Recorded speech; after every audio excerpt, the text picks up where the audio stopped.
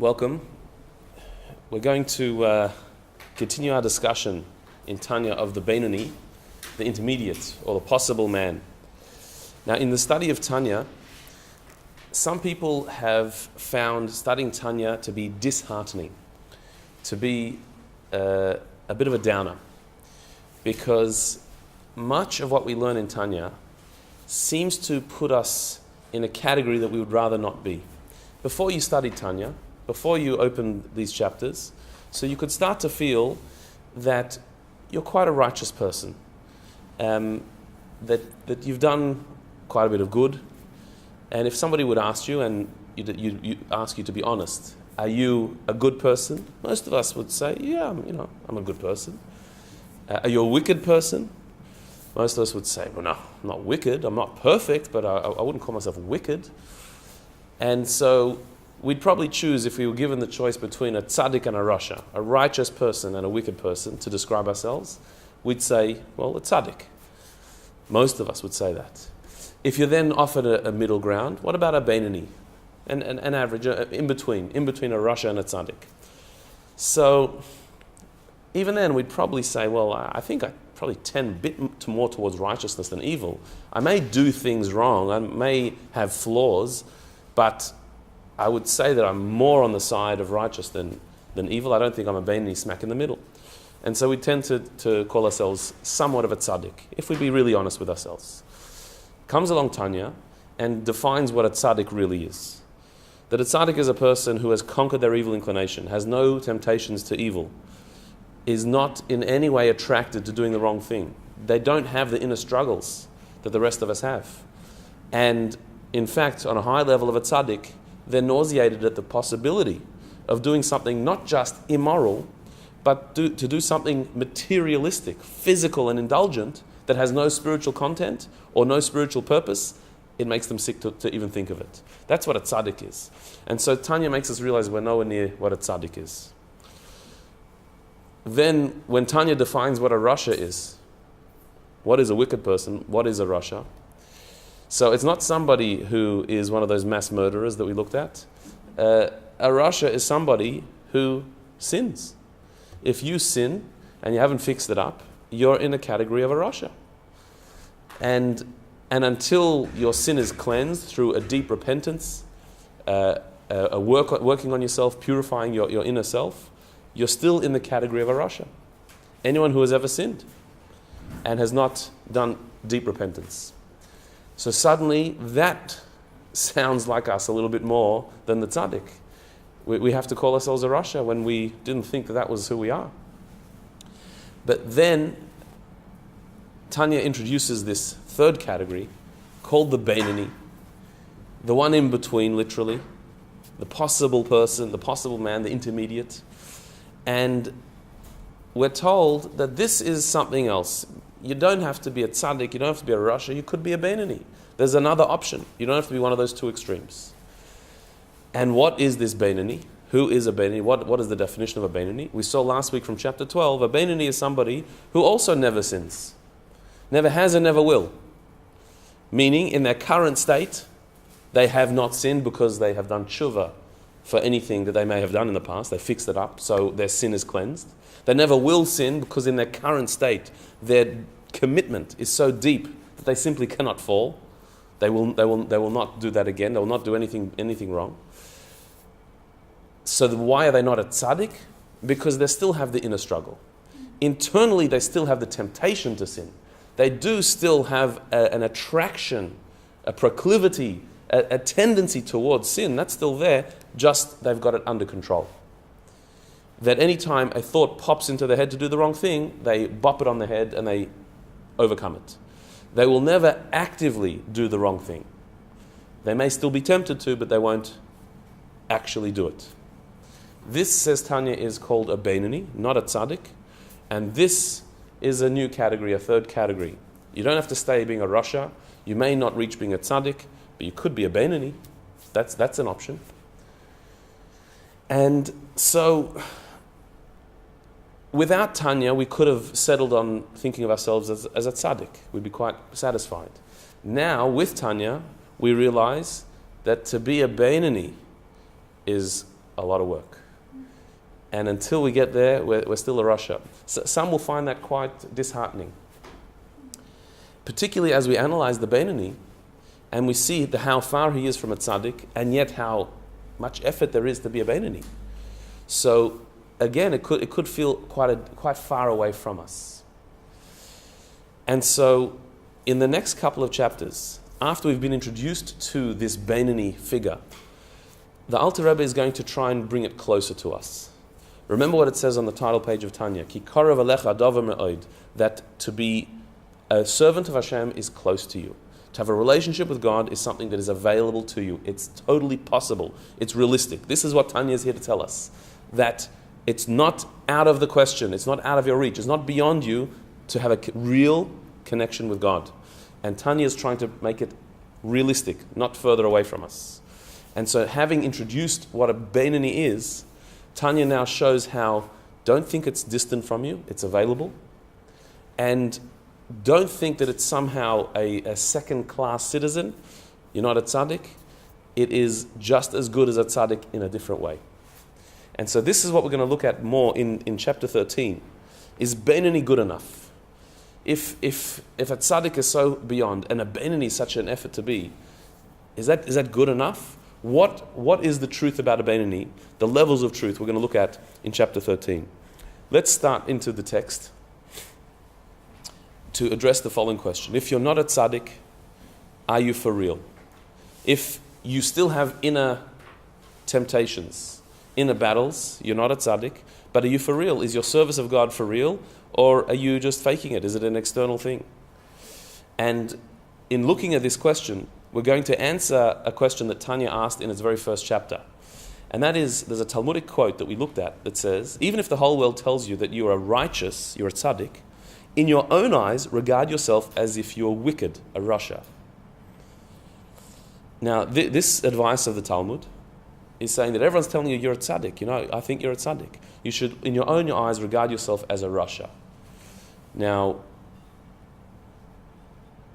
Tanya asked in the first chapter, well, isn't that going to be a bit depressing? Thinking of yourself as a rasha? Maybe you're not a tzaddik, but you're a rasha. You should think of yourself that way. Even though now, the way we've defined a rasha, it's more likely that we are a rasha than a tzaddik. However, if everyone's telling you you're a tzaddik, maybe you should listen to them. You know, like they say, if everyone tells you you're crazy, then they might be right. We usually ignore that. So if everyone's telling you you're a tzaddik, then maybe they're right. Why should you look at yourself as a rasha? So in this chapter of Tanya, Rabbi Shnei Zalman explains that, well, it's better to look at yourself as a rasha, because if you're not a tzaddik, you're really not a tzaddik. Why should you look at yourself as a rasha? We'll see. Let's have a look in some text. This is straight out of chapter 13. The evil in the heart's left part of the Beinoni is still at full strength. Right? Remember we spoke about the two halves of the heart, the left and the right halves, representing the left half of the heart is where the nefesh habahamis, the animal soul, rests. Our physical and selfish desires are homed there, are headquartered there. In the Beinoni, the evil in the left part of his heart is at full strength, has not been weakened whatsoever, craving after all the pleasures of this world, not having been overwhelmed by the good in his heart, nor having been relegated from its position to any degree. Right? So the left half of his heart, meaning the lowly physical drives and selfish instincts, are still totally there, totally healthy, totally strong in the Beinoni. They haven't been overwhelmed by the good in his heart, as it would be in a tzaddik. A tzaddik is a person who has so filled themselves with goodness in their heart that the negative side of their heart has become overwhelmed. There's an overflow of goodness in the heart that has transformed the negative side, the animal soul, to be a partner to the divine soul. That's a tzaddik. A Beinoni is still at the stage where the negative side is completely at full swing, at full strength. It has not been overwhelmed. It hasn't even been relegated from its position to any degree. Meaning, not only has it not been overwhelmed and turned around, it hasn't been relegated and silenced.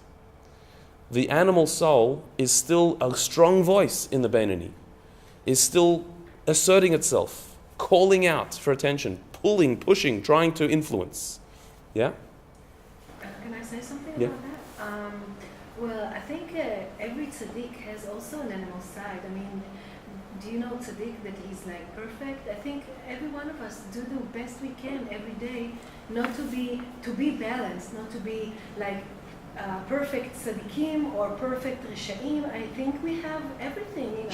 Sure, correct. And This is exactly what Tanya is saying. Intentions and thoughts and being the best we can every day as it comes. Sure.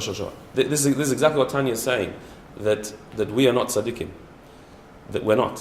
But there are tzaddikim. There is such a thing as a tzaddik. A tzaddik is a person who has conquered their inner struggles. They're not battling that anymore. Their struggle is between good and better, not between good and bad.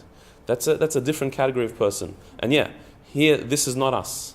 That is not us. The Beinoni is something that could be us. The tzaddik, we're going to see.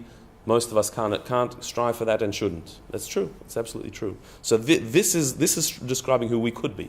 Yeah. And yet last week you said that the Rabbi only had one person that he pointed out, and he said that man is a Beinoni. That's one person. Well, one that we know of that he pointed out doesn't mean he was the only one ever. But there may be not a lot who have reached there. Correct. Yeah. Is it correct to say that we actually know about more tzaddikim than we do Beinonim? Like we know about more tzaddikim than Beinonim.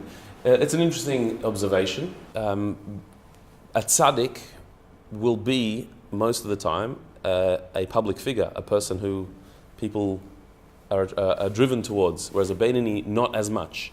Even though a Beinoni would be in their community, in their surroundings, they would, because of their holiness, they would attract a huge amount of, people would want guidance from them. But a tzaddik is in a different league, in a different plane, and they're the leaders of the head of the generation. So I guess a tzaddik would often be better known than a Beinoni. Of course, there's hidden tzaddikim as well, the tzaddikim that are not known. Although, sometimes the hidden tzaddikim are the ones that are famous.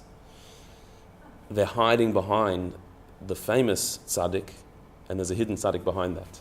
In other words, the tzaddik that you think you know, that's not who he really is. He's much deeper than that. So even the hidden tzaddikim could be well known. Whereas a Beinoni, not necessarily. It's true. But but another reason is because the Beinoni, it's an internal, very internal level, because the struggle is still there, even though externally they're still doing the right thing. So it would be hard to spot a Beinoni. Whereas a tzaddik, because of their holiness, they're quite unmistakable. And do we live? You say we live amongst Beinonis now? Like absolutely, there are Beinim around. Yeah. But they don't wear a badge or tell you about it. So, being that this is the state of the Beinoni, where the heart, the negative side of the heart, is totally at strength, fully asserting itself. It hasn't been overwhelmed or even relegated, meaning silenced, except, what makes him a Beinoni, except insofar as it has no authority and power to diffuse itself throughout the limbs of the body. That in a Beinoni, while the animal soul in his heart is totally there and totally strong, that's as far as its voice. But to have the authority to act, to cause action, to make the person behave according to his animalistic drives, the Beinoni has total control over that. Does not allow the animal soul 1 inch of control over his behavior. So the voice is there, the urge is there, but every single time the urge arises, the Beinoni answers it with self-control. No. And the voice doesn't go away. It comes back again and again and again, and the Beinoni controls it again and again and again. So the animal soul's status in a Beinoni is, on the one hand, still as strong as it ever was. But on the other hand, his hands are completely tied. Because the voice is there, the noise is there, the desire is there, the urge is there, but the Beinoni has such great control over himself that the urge never gets actualized, is never followed. So remember, we're building on the knowledge that we have from the previous chapters of Tanya that spoke about the 2 levels of ourself. There's our inner personality, what's going on inside of us, and then there's our behavior, what we actually do. They're 2 different layers of ourselves. There's what's called seichel and midas, intellect and emotion, which is our inner world, and then our behavior, which are called the garments of the soul, thought, speech, and action. And while our inner world is not always in our control, our garments are. We cannot control always what we feel or what pops into our head, but we can control what we think about actively, what we speak about, and what we do. That we do have control over. The problem is, because our animal soul has been given reign, free reign, we have followed our animal soul, so we have a pattern. We've created a pattern where a desire arises of the animal soul, and we act on that desire, and we do the wrong thing, or we do something selfish. The Beinoni has broken that pattern, where the desire is nipped in the bud. It's stopped right there, and it does not go further to action. So the Beinoni will never act on the desire of the animal soul. That's the level of self-control that the Beinoni has reached.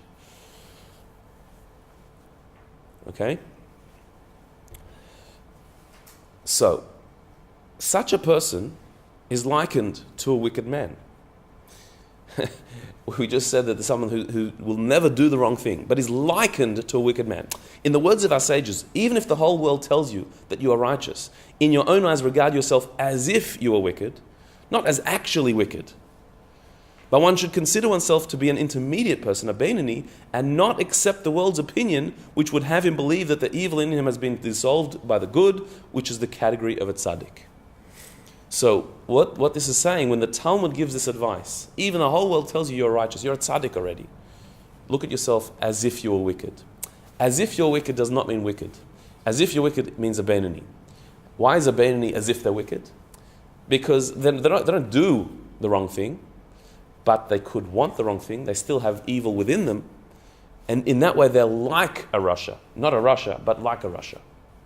And so the Talmud's advice here is that even if the whole world is telling you, you've made it, you've got there, you've graduated, you're a tzaddik, don't accept that, don't believe that, consider yourself like wicked, meaning I still have the animal soul totally in its full strength, it's still totally there, and I still have to battle it.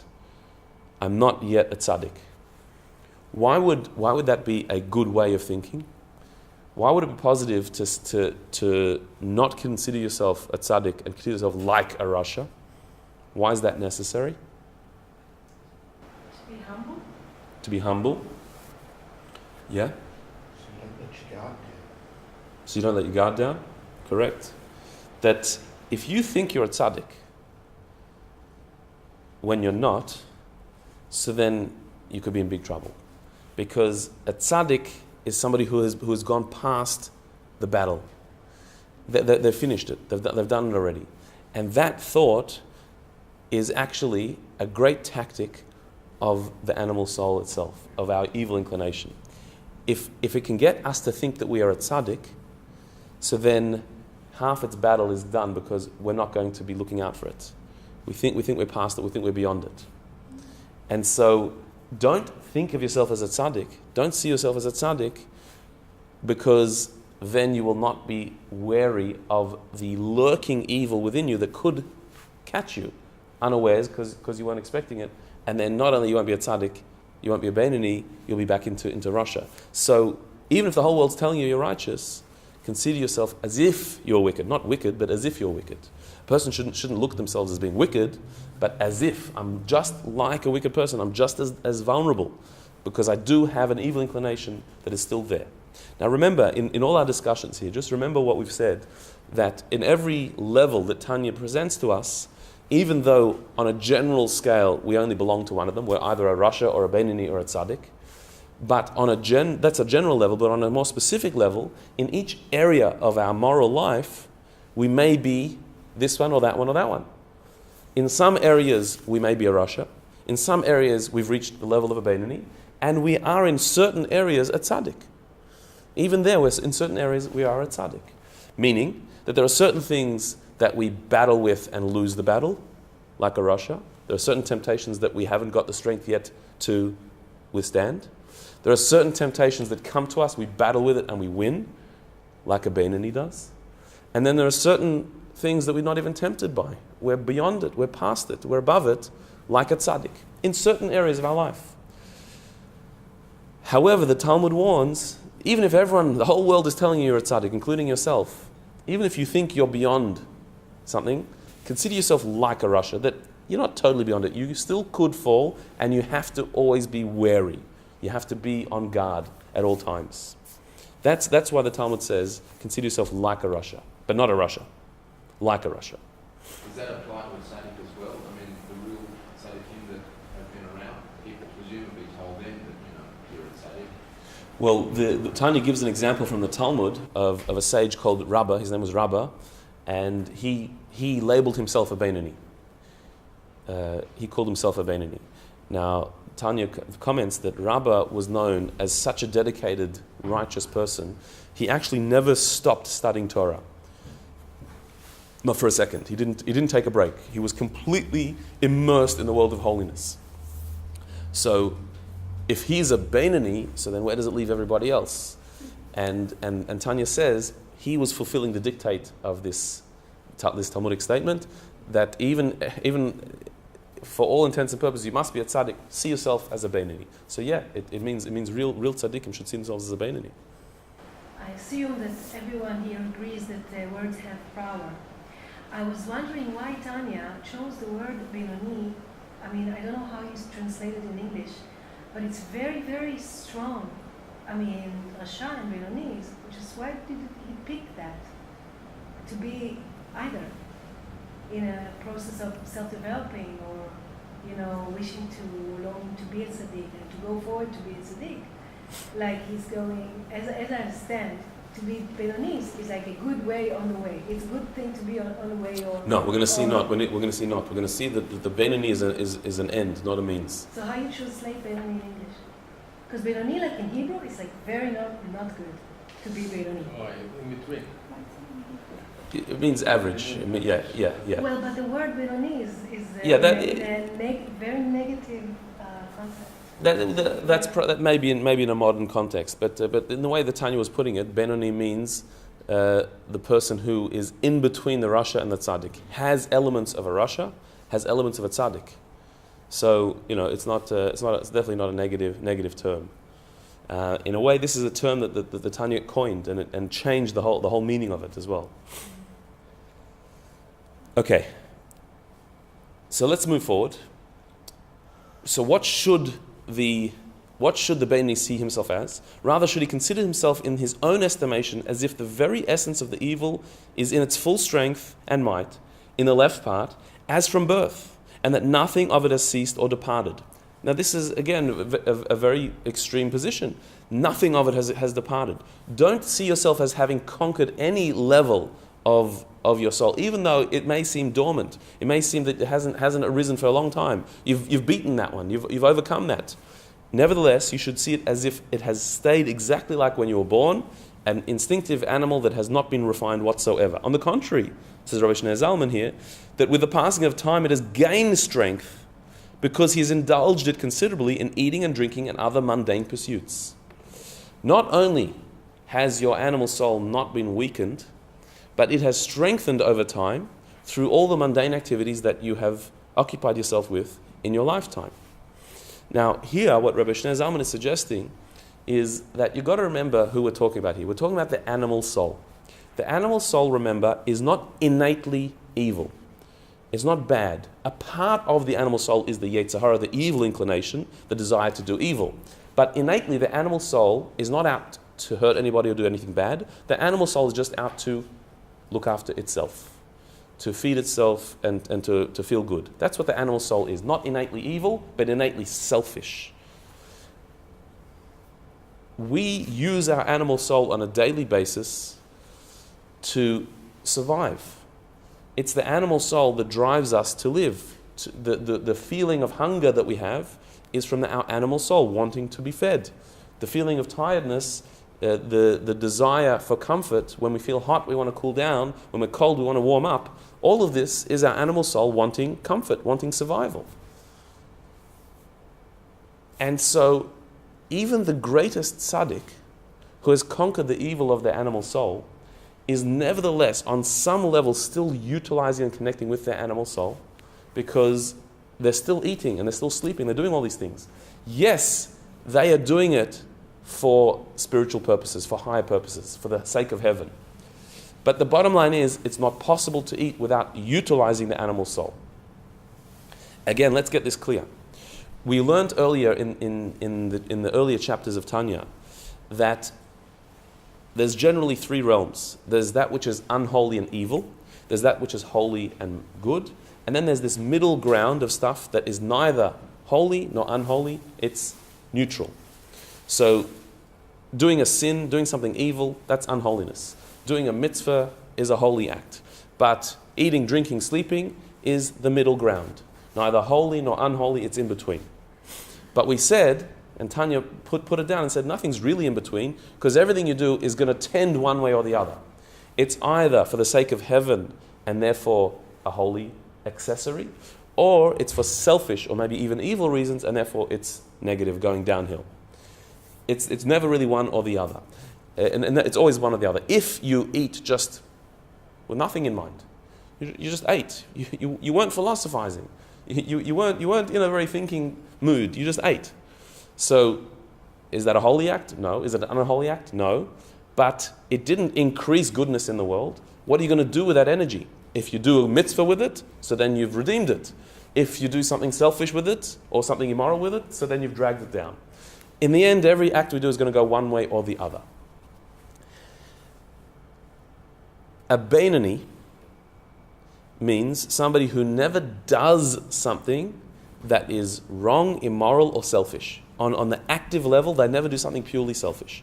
That means when they eat, they always eat, not only they eat appropriately, but they eat with the right intentions to do good. A tzaddik is even higher than that, where they have no physical desire other than to eat to do good. They wouldn't even be tempted to indulge in a meal. A Beinoni would be tempted to gorge, but control themselves. A tzaddik is not even tempted to do such a thing. But either the Beinoni or the tzaddik is only eating that which is appropriate in order to have the energy to do good. That's what they're eating for.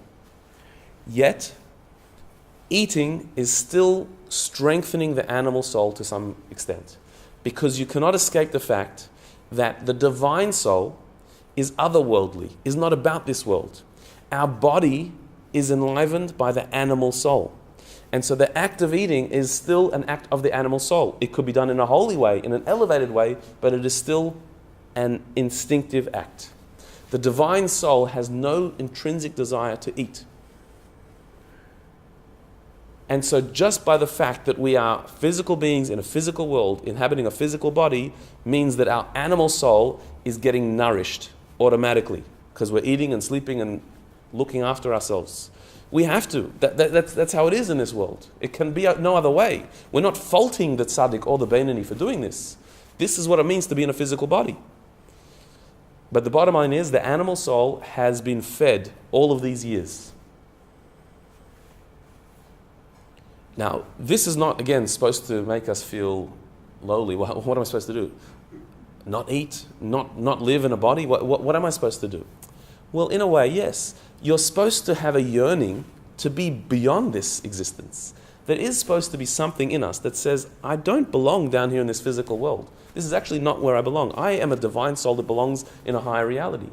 Being stuck in a body should be somewhat of an imposition on us. It's not our natural place. We're out of place. We're in foreign territory. This is not where we belong. To the point where even if you're a tzaddik, your whole life, but you still got to deal with the physical world. Even a tzaddik has to renew their driver's license. They're going to have involvement in the physical world that is somewhat distracting, somewhat pulling them away from a higher purpose. Even if they do it for a higher purpose, but it's still around the way. It's indirect. It's not directly holiness. And so this is the meditation that the Beinoni, who everyone's telling him he's a tzaddik, should say, well, I don't believe that I'm a tzaddik. I don't believe I could be. My animal soul, I believe, is just like it was when I was born. In fact, it's even stronger because I've spent a lifetime of eating and sleeping and looking after myself. The animal soul has only got strengthened through that. It has not become weakened. So the Beinoni is always on guard, always aware that he's not the tzaddik. However, in its essence and substance, the divine soul in the Beinoni has no preponderance over the animal soul, except at the time when his love for God manifests itself in his heart on propitious occasions, such as during prayer.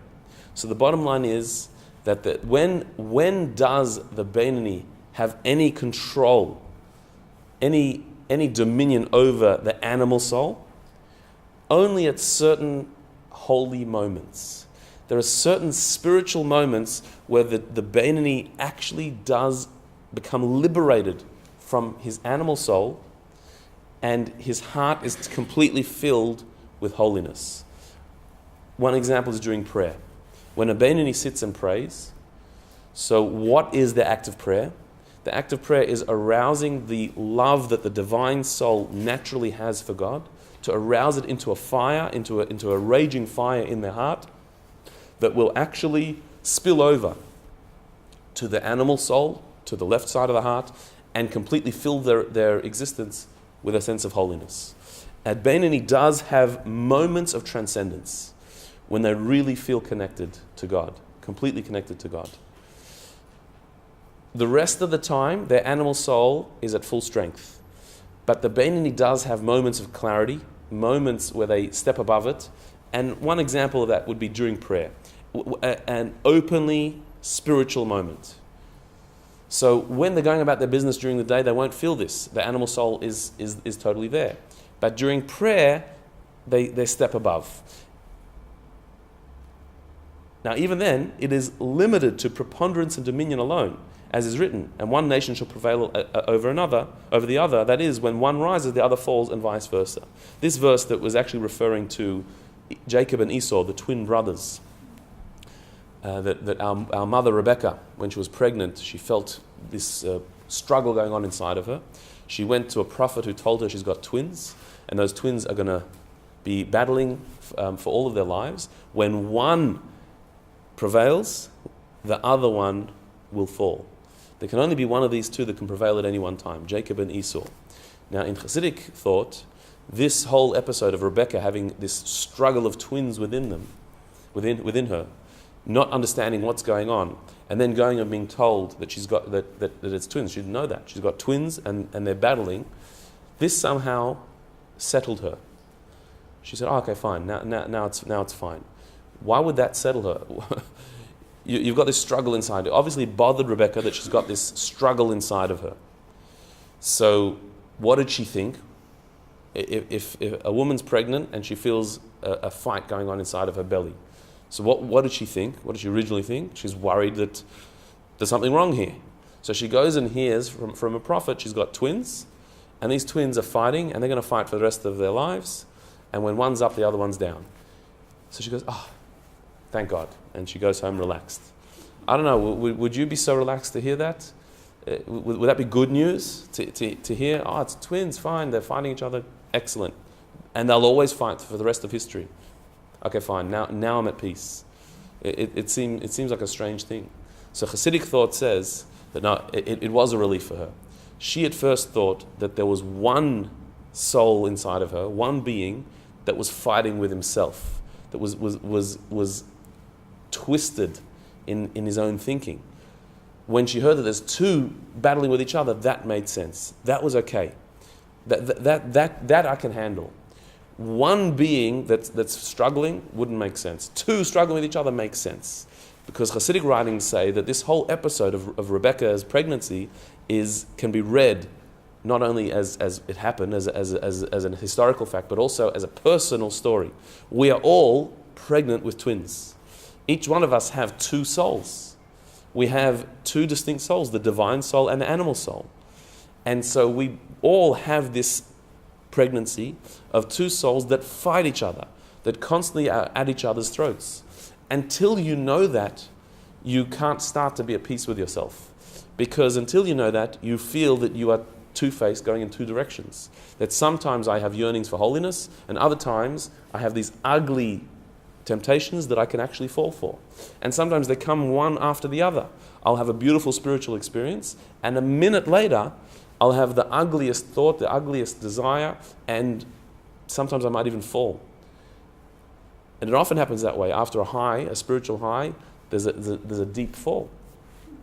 And so until you hear that you've got twins, you've got two souls, one of them can be in control at any one time, and they're constantly going to be in battle, and when one's up, the other one's down, until you get that message, until you get that prophecy, so then you can't make peace with yourself because you feel like you're all over the place. Once you hear there's two, okay, now I know who the players are. Now I know what's going on. I can start to deal with it, that I know there's two separate ones. Like Rebecca was settled to hear there's a battle between two nations going on in my belly. And so, says Tanya here, that the Beinoni has never conquered his animal soul. That's a tzaddik. But during the time of prayer is where the divine soul gets a real boost, gets a lift, is brought to the fore, where you actually start to listen to your divine soul. And at that moment, one nation prevails and the other one goes down. That only one can prevail at any one time. And when the divine soul is up, is imminent, is in control, then the animal soul is silenced. And so for those moments, the Beinoni has a certain level of peace.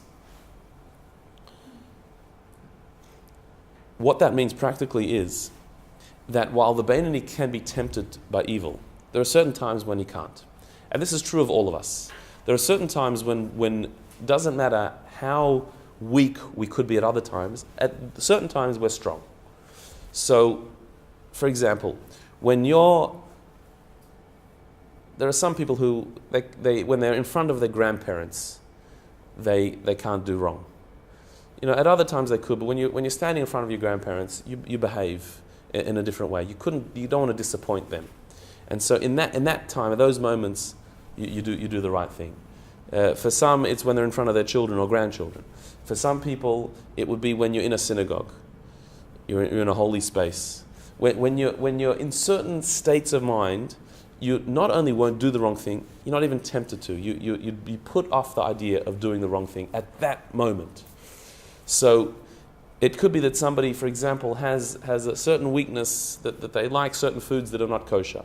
But if somebody would come to them in the middle of making kiddush on Friday night, or while they're lighting their Shabbos candles with non-kosher food and say, do you want to eat this now? Not now. In 5 minutes it'll be fine, but not now, not while I'm in my spiritual zone, while I'm doing something holy. I'm not tempted even at that moment. The Beinoni is like that. The Beinoni, when they're praying, their divine soul is alight, is on fire. And so their animal soul is silenced at that moment. They can't even be tempted to do anything wrong. The one nation prevails over the other at that time. But it's only at certain times. The rest of the time they go through the same struggle as anyone else. And again, we all can have this. We all can have these certain moments where we are like a tzaddik, a Beinoni who's like a tzaddik. We don't only do the wrong thing, the right thing, but we wouldn't dream of doing the wrong thing. We wouldn't even be tempted by the wrong thing. When we're surrounded by holiness, when we're in the midst of prayer, when we're feeling a certain connection. This, by the way, is why prayer is such a difficult thing, because the animal soul just does not get anything out of it. Most other things we do, the animal soul can find some justification for.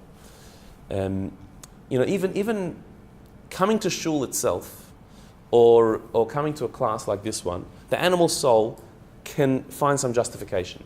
There's a social element to it. There's an intellectual element to it. The air conditioning might be better here. There are different justifications that the animal soul could come up with for coming along. But to actually pray, to open a prayer book and to say the prayers, to actually pray, the animal soul doesn't really have anything out of that, because it's a total divine soul in front of the divine God. It's a direct connection of soul to God. The animal soul just doesn't see its part there. So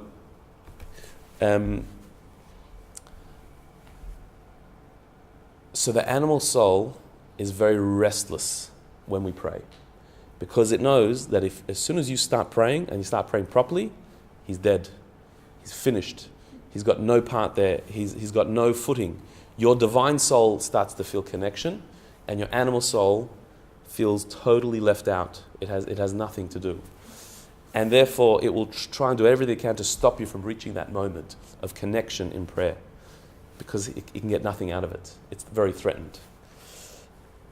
That's the Beinoni when he's praying is like a tzaddik. The animal soul is silenced. It just has no place there at all. The divine soul is lit up. But it's only every now and then. It's only during those moments of prayer, those moments of elatedness, of spiritual elevation. But in an intermediate person, it is, by way of example, similar to a sleeping man who can awaken from his sleep. This animal soul is not dead, is awake, is alive, just not awake. So is the evil in the intermediate person dormant, as it were, during the recital of Shema and the prayer of Amidah, when his heart is aglow with the love of God, but later it can wake up again. Indeed, our sages have said, if only we would pray the whole day long. If we could pray all day, if we could maintain that connectedness of prayer all day, then we would never sin, we would never even want to sin. We'd be in it like a tzaddik. But a Beinoni, who can't pray all day long, who doesn't pray all day long, while they're praying, the animal soul is totally there. It's just asleep. It's dormant. It's like unplugged at that time. But it's totally there and ready to plug in again, ready to wake up.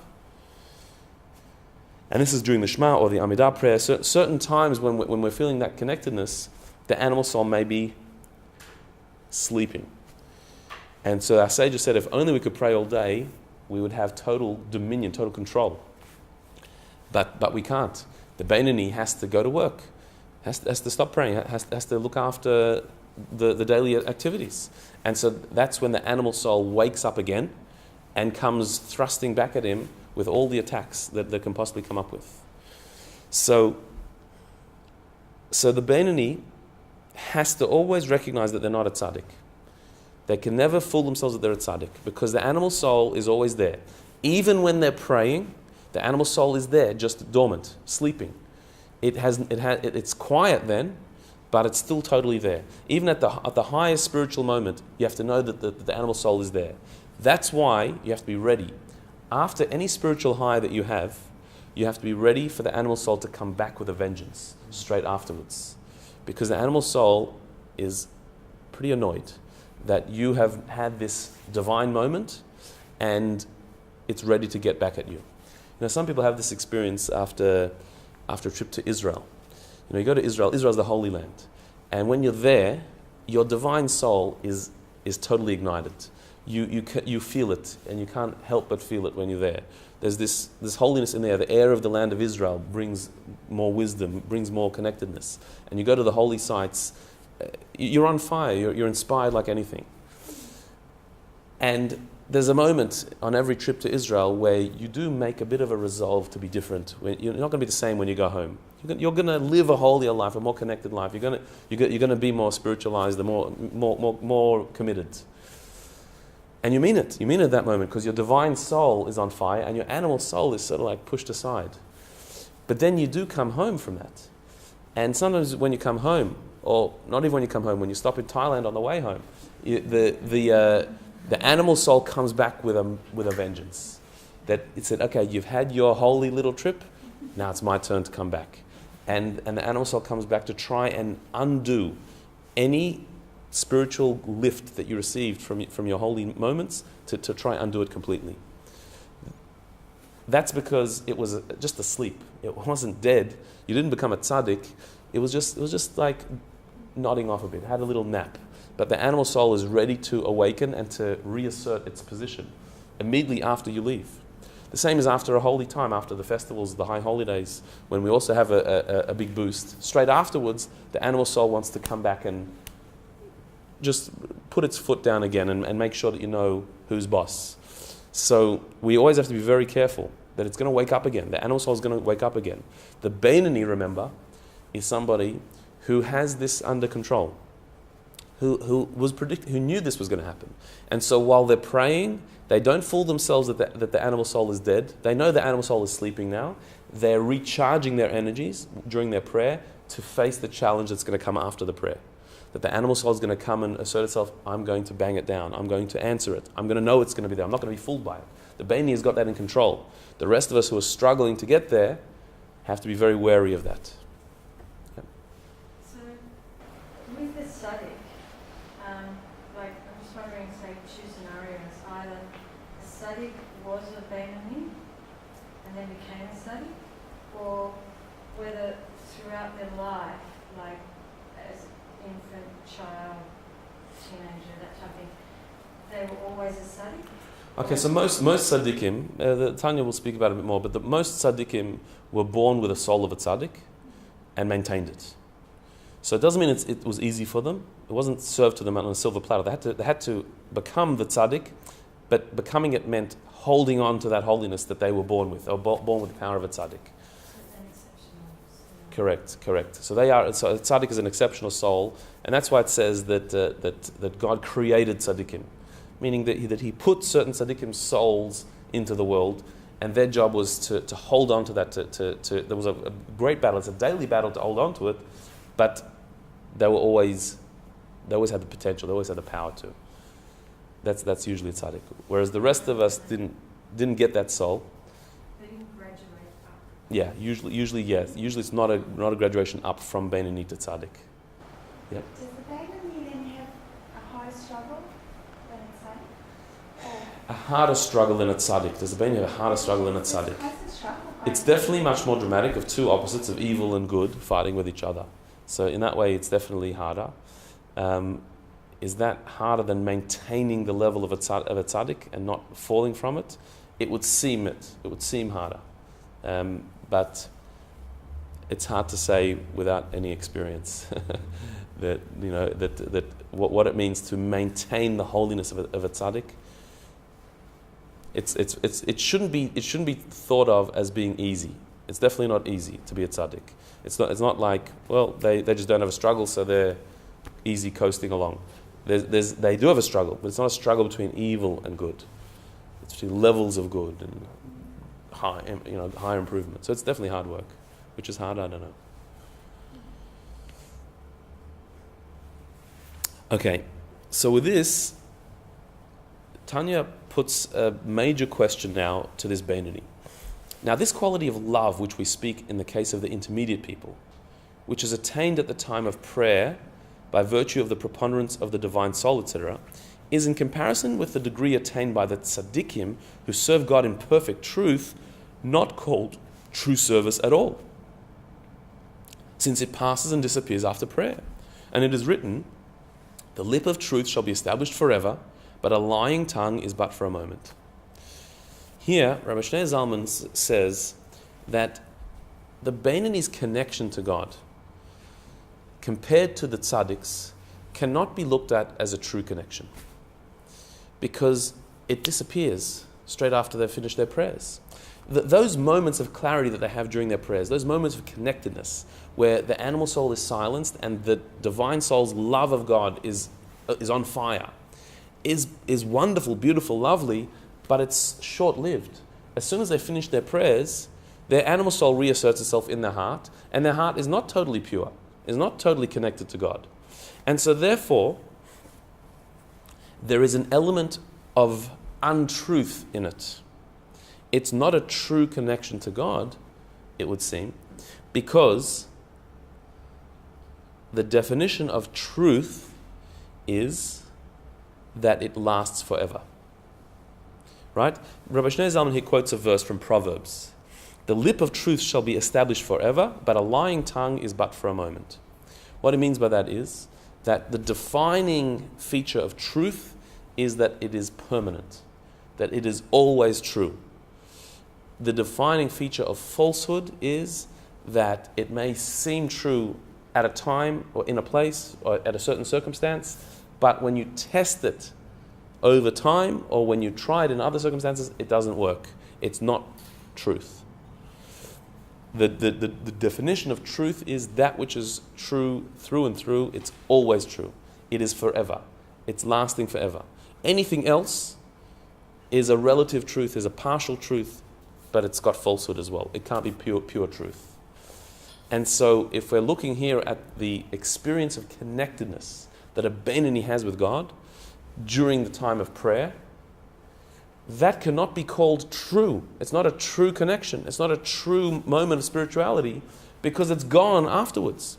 If you can sit and pray and feel all holy, and then 10 minutes later, when you've left the prayer, have the ugliest desire in the world come up in your heart, okay, we're talking about a Beinoni who doesn't act on it. But the fact that you can have that means that that heart is not pure, the connection was not real. It's gone, it's disappeared.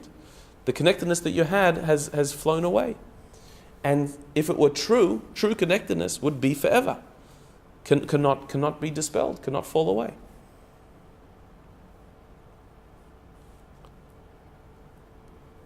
Truth is something that lasts. Something that's not lasting is not true. And so a feeling that popped into your heart and then disappeared, that can't be called a true feeling. I don't think that it's a comment on our connection with God, it's a comment on whether we are a tzaddik, a true tzaddik or a true Beinoni. Well, correct. The Beinoni is not a tzaddik. So in comparison to what a tzaddik experiences, a tzaddik serves God with real connectedness, with real passion, and that passion lasts. It's not just while they prayed and then they went home and lost it. They have it all day. That's truth. That's true service of God. Whereas the Beinoni has it this morning, then it's gone this afternoon. That's not truth. True service versus not true service. I think it's one service versus another. Well, what's the definition of truth? Something that remains true always. Right. Something that- So if we define truth as something that is permanent, that is forever, Yeah. then something that was not forever is not truth. Might have been nice, might have had a bit of truth to it, but that's not truth. Truth mixed with falsehood, a truth that's gonna go away, is not real. How would a tzaddik recognize that they're tzaddik? Does it make sense? Do they know the truth all the time? Who decides that someone's a tzaddik? I think. Well, like we said before, even if everyone tells you you're a tzaddik, you should think yourself like a Rasha, right? But here we're talking about the Beinoni, when the Beinoni has a divine experience. And let's, for sake of argument, when we say Beinoni here, we mean those who are striving to be a Beinoni as well.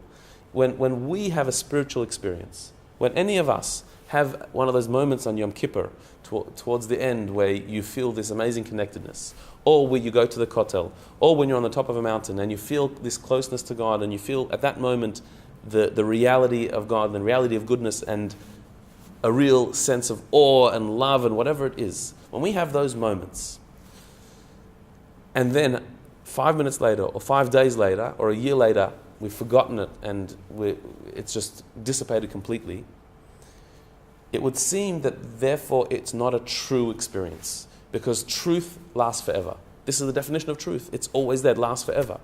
And if that can fall away, it can be lost, then it was not a true experience. It was a nice dream, a daydream. It wasn't real. That's what it seems. He's going to change his definition soon, but at first glance, it would seem that the Beinoni does not have true spiritual experiences because they dissipate, they're gone.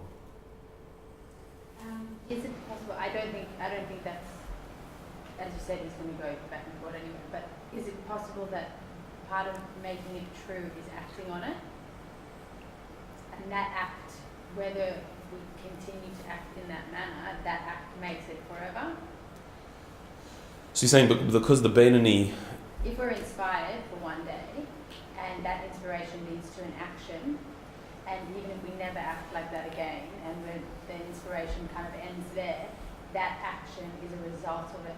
That's forever. That's truth. It's done. It can't be erased, and therefore it's true. So he's saying that the goodness can't be erased, and so therefore there's truth because it's permanent, because it's forever. It has a permanent imprint. Yeah. Okay. Okay, but if it were truth, so then it shouldn't have a temporary influence on you. Yeah. It's true, a good deed is forever. But here we're not talking about the deed that you did. The deed is forever. We're talking about the connection that you felt. Was that a real connection? Or was that your imagination?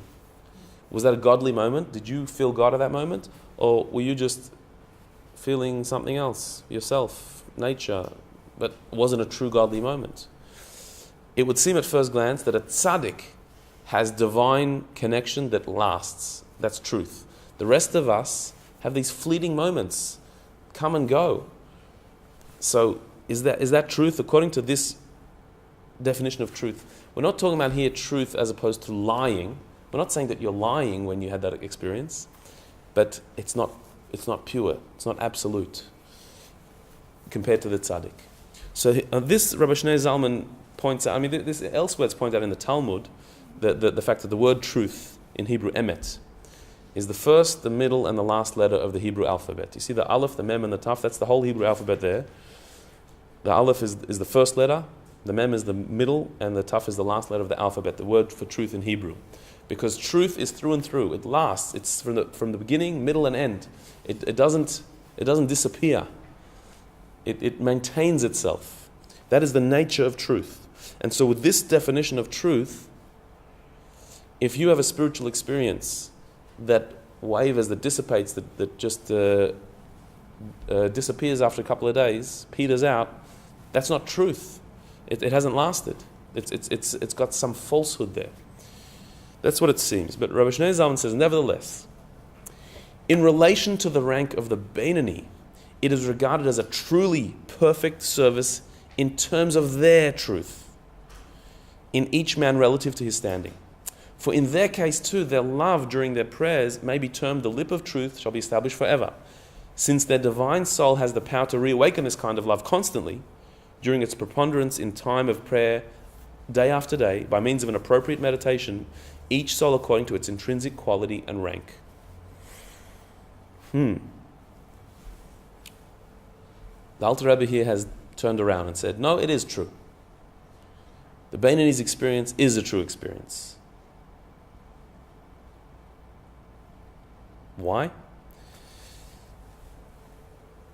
It's regarded as a truly perfect service in terms of their truth, in each man relative to his standing. What does that sound like? That there's relative truths? That there's different levels of truth? Okay, that's your truth. It's not somebody else's truth. For a tzaddik it wouldn't be true, but for you it's true because you're not a tzaddik. So it didn't last, but okay, because you're not a tzaddik, it doesn't last. If you'd be a tzaddik, it would last. And because you're not, it's truth enough for you. Is that what it's saying? For in their case, too, their love during their prayers may be termed the lip of truth shall be established forever. So Rabbi Shneur Zalman says, okay, we define truth as being lasting forever. We said that a Beinoni's connection to God does not last forever. Their love doesn't last. After their prayers, they go back to their lowly temptations.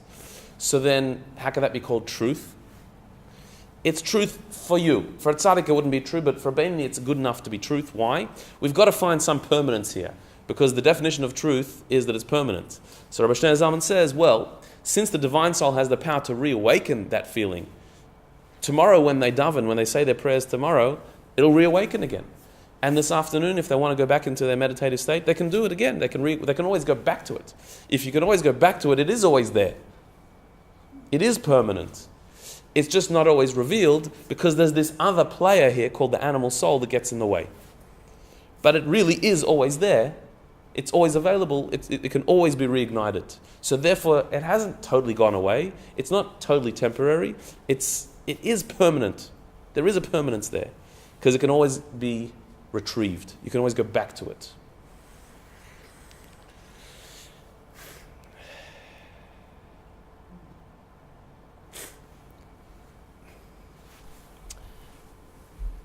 Is that permanent then?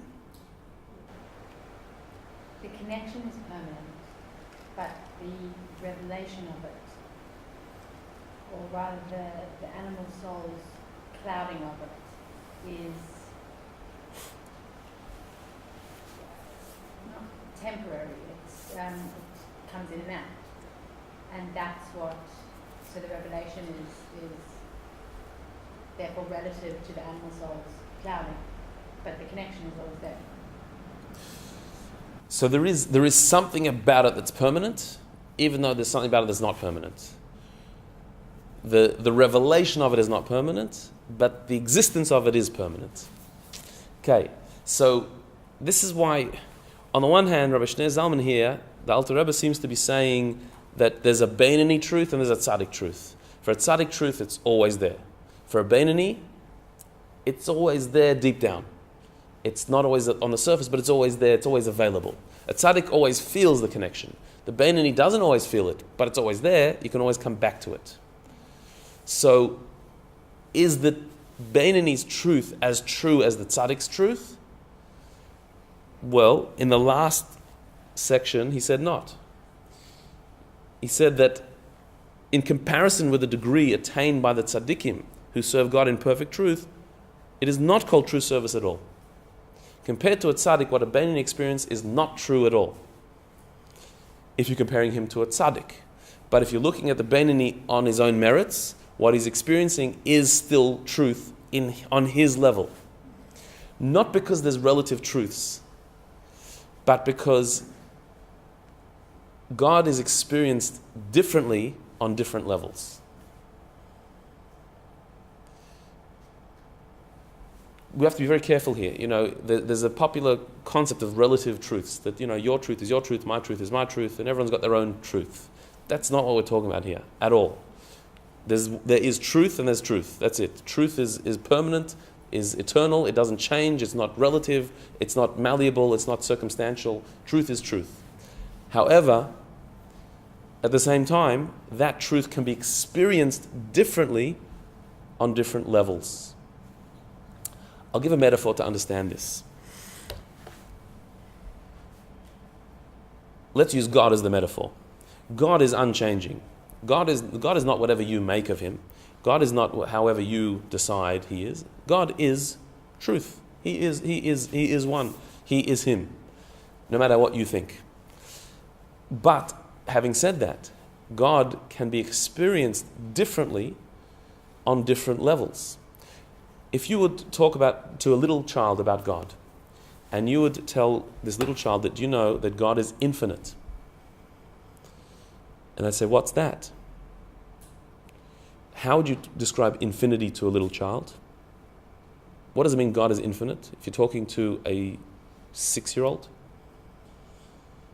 So you'd say, well, God is everywhere. Like he's everywhere at once. You are in this room, you're not over there, but God is everywhere. And to the child, that is wow. Like, that's a concept. And you see little kids, when they first get that thought that God is everywhere, they get really excited. And they're wowed they're amazed by the thought. And that is true. It is a truth to say that God is everywhere. But as that child matures and gets a bit older, you could explain to that child that the infinity of God is more than God is everywhere. Because everywhere is still somewhat of a limitation of a description. You could actually say that God is nowhere because he's above space. He's above the limitations of space. Everywhere is space. Everywhere means here, there, and everywhere. But God is above space. He's not limited to space. Which means he's not just here, he's everywhere because he's nowhere. He's not limited to any one place. To a 6-year-old, those words don't make any sense. To someone older than that, they have a little bit of sense. We can't actually grasp being beyond space, but we can appreciate the term and say, wow. So it's not just that God is everywhere, because even everywhere is limited. He is beyond space. He's not limited to space. And so, using different words and a slightly deeper way of explaining it, the 6-year-old said wow about God's infinity, and a 60-year-old can say wow about God's infinity, and they're talking about the same thing, but on two very different levels. There's the way God's infinity relates to a 6-year-old, and there's the way God's infinity relates to a 60-year-old. It's not God is different. It's not that God's infinity is different. It's that when you've got that level of vessel, the infinity affects you in a certain way. This is what you can handle. That's what's beyond you. And when you get older and your vessel broadens, you're able to handle more. So the wow factor is on a deeper level, from a deeper understanding. It's not that God's reality changed. It's that your ability to relate to it is different. And so therefore, it means something different to you. Here as well, when we compare the tzaddik to the Beinoni, the tzaddik's capacity to connect to God is on a far higher level than the Beinoni. The tzaddik's heart is pure, is open. The animal soul has no footing there. And so they are able to have an uninterrupted connection with God. A spiritual experience of a tzaddik is a completely different plane. Whereas the Beinoni's experience, because they've got this thing in the way called the animal soul that has not been conquered, therefore their experience is more limited, is more interrupted. They haven't got as good a connection. The connection has static on it. It's not as clear, the connection. But that doesn't take away from the truth of the connection. That the connection they have is true, is real. For a Beinoni, that's total truth. For a tzaddik, that will be disappointing. But for a Beinoni, that is real truth. That is a true spiritual experience. And so therefore, when we, on the level that we're on, when we have those moments of clarity, those moments of spiritual clarity, where we feel God close to us, we don't have to think, am I a weirdo? Am I imagining something? No, you really are. God is really close to you. You are having a spiritual experience. You can sit there and, in the midst of your prayers and meditations, feel a divine presence. It's real. It's your reality. It's your truth. It's true for you. For a tzaddik, don't think that this is what the tzaddik has. The tzaddik has an experience that's totally beyond this. Don't think that you've reached what a tzaddik is about. A tzaddik is living on a different plane. But that's not your issue. Your issue is your spiritual experience, your spiritual connection. God is true for you. You know, at the end of the Shema Yisrael prayer, the last 3 words we say are Hashem Elokeichem Emes, which means the Lord, your God, is true. And one way of understanding that is that the Lord, your God, is true. The your there is in plural. The God level that you experience, your level of experience of God, is true. It's real. Yours. If a tzaddik would experience yours, it wouldn't be real for him. That's not godliness. But we are not tzaddikim. That's not what we're supposed to experience. That's not what we're capable of experiencing. The God level that you experience, the spiritual experience that you have, is true, is for you. That is your God. That is your connection. God doesn't change. He's unchanging. But our capability of accessing Him is different for each person. For each one according to their level, Rabbi Shneur Zalman said. Each soul, the end there, each soul according to its intrinsic quality and rank. Every soul has a certain level of purity that it's reached. And therefore there's a certain level of divine revelation that it can experience. But each soul can have a connection with God. And when you have that, it's real. So, while we have already, by now, made peace with the idea that we are not tzaddikim, and we probably never will be, and that we are a would-be Beinoni, we shouldn't think that means that we are not privy to divine connection. Not at all. The divine connections that we have are real, are true, and are available to us. And not only that, but we can always go back to it. A Beinoni is somebody who can always go back to that divine connection. Maybe now you're disconnected. You had that moment of inspiration and you lost it, but you can always go back to it. And because you can always go back to it, it's really yours. You really have it. So in conclusion, the Beinoni is not a faker. His devotion to God is real. He's nowhere near a tzaddik, but on his level, he's truly connected to God. Only God has absolute truth. Down here, truth seems relative, different levels of truth. And yet there is a real truth to every level, including the Beinoni. The Beinoni is really connecting to God. It's not false. So our exercise for the week is when faced with a temptation, imagine you are standing in synagogue on Yom Kippur, if that's your moment of inspiration. Or imagine you are standing at the Kotel, at the Western Wall, or in front of your grandmother, or whatever for you is your state of holiness. When you have a temptation, imagine yourself in that state. Would you still do it? Would you still act on that temptation if you're in that state? So keep that picture, that level in mind. You can always go back to it, and then we can edge ourselves towards being a Beinoni, controlling our urges by praying, by being in that state of prayer, that state of connectedness, when even a Beinoni has the same resolve as a tzaddik to stay totally away from doing evil. Try that this week.